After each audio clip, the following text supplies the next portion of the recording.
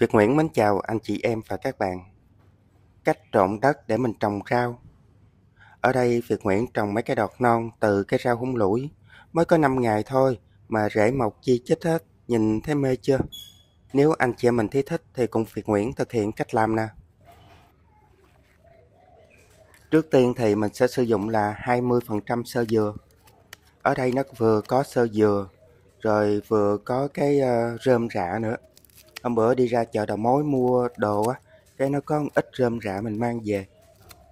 Giờ mình sẽ cắt nhuyễn nó ra. Còn nếu như không có rơm rạ thì mình chỉ sử dụng cái xơ dừa thôi. Cái chậu này là bề ngang của nó 30cm, còn chiều sâu của nó xuống á, là 16cm.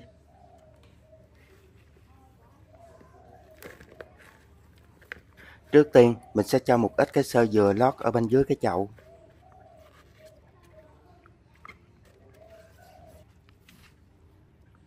Tiếp theo là sẽ cho 70% đất vô.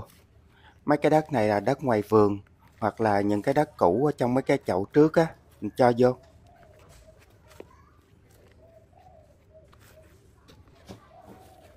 Cứ một lớp đất rồi lớp xơ dừa hoặc là rơm rạ gì cũng được.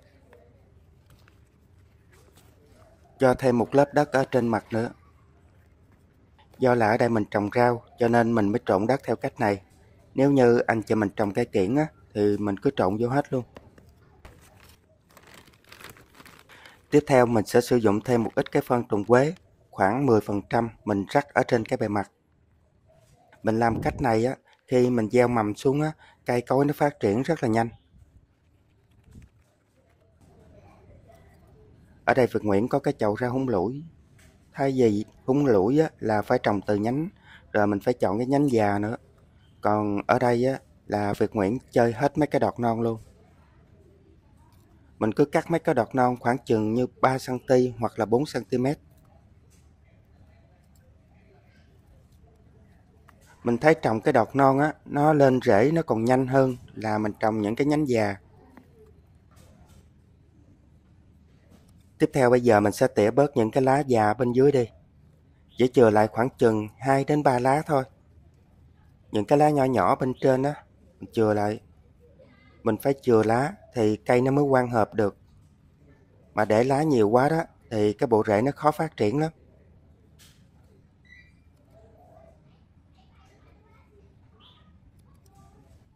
Cái mớ rau ở đây anh chị mình có thể thấy Việt Nguyễn trồng từ đọt non hết.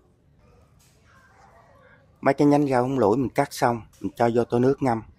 Tiếp theo là mình sử dụng khoảng chừng nửa muỗng cà phê đường. Cho đường vô để nó kích thích cái bộ rễ.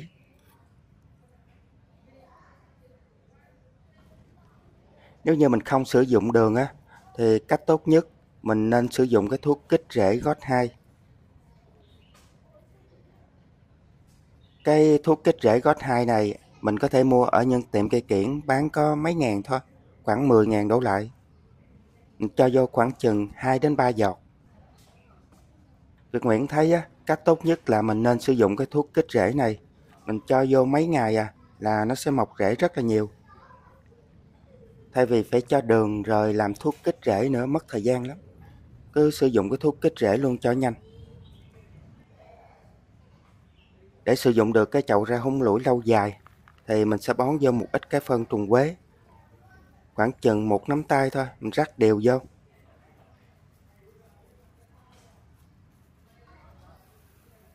Cho phân trùng quế vô rồi bây giờ tưới nước nó.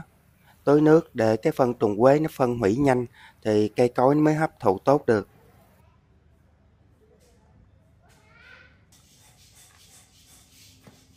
Mấy cái rau húng lủi mình ngâm ở trong thuốc kích rễ được 20 phút rồi. Bây giờ anh chị mình có thể lấy ra trồng. Trước tiên sẽ lấy cái nước thuốc kích rễ này rưới vô hết trong cái chậu. Mình làm cách này á, vì mình trồng cái đọt non cho nên là mình làm mềm đất trước đi. Rồi mình trồng xuống á, thì cái nhánh rau húng lủi nó sẽ không có bị gãy.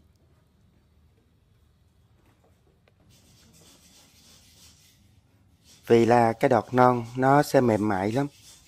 Ở đây Việt Nguyễn lấy cây nhíp nè, mình gấp nó vô. Gấp nó vô rồi mình ấn xuống đất. Cái chiều sâu cắm vào đất á, nó khoảng như là 1 cm. Cái cách khoảng chừng như 2-3 cm á, thì mình sẽ trồng một nhánh rau húng lủi xuống. Với cách này á, thì khoảng chừng 4 đến 5 ngày rễ nó sẽ mọc chi chít hết. Trồng rau húng lủi vô con chậu rồi bây giờ mình sẽ tưới nước nó. Nhớ là phải tưới cho nó đẫm hết cái phần đất nha.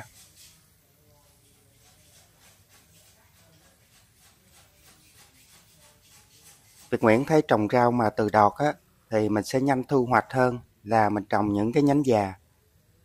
Phía sau những cái đọt non á, nó ra rễ rất là nhanh, còn những cái nhánh già thì nó sẽ ra rễ chậm hơn. Tưới cho nó đẫm hết cái phần đất ở trong chậu.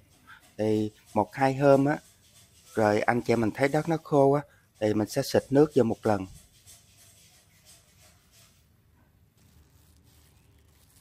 Để cái tỷ lệ trồng rau nó thành công cao á, bây giờ mình sẽ lấy một cái bao xốp nè, cắt ở chính giữa bên trên, trùm nó lại.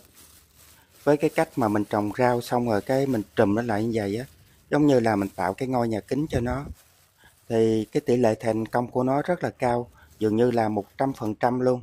Nó sẽ không có bị nhánh nào mà héo hết. Mới trồng á, thì mình nên để vào cái bóng râm, tránh không có cho nắng trực tiếp. Cái chậu rau húng lủi đây, Việt Nguyễn trồng được 5 ngày. Bây giờ mình sẽ mở ra để anh chị mình cùng kiểm tra nha. Mới có 5 ngày thôi mà hôm nay nè, những cái chồi non nó phúng lên rất là cao, tươi rói luôn, nhìn thấy mê chưa? Giờ mình lấy cái chiếc đũa này mình xới đất lên, nhớ xới là nhẹ tay thôi, chứ không thôi nó lông gốc.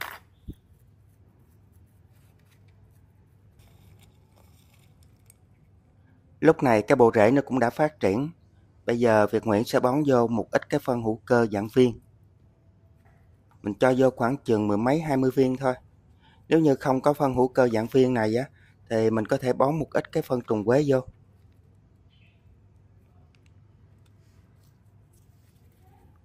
Tiếp tục lại xới cái phần đất lên để cái phân hữu cơ á, nó được lấp hết.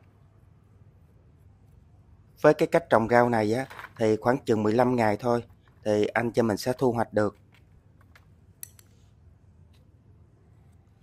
Để xem là cái bộ rễ nó phát triển chưa đó, Việt Nguyễn sẽ nhổ nó lên. Nhổ 1-2 nhánh thôi thì mình sẽ biết được là cái bộ rễ nó phát triển như thế nào. Rễ mọc chi chít hết, nhìn thấy mê luôn mà.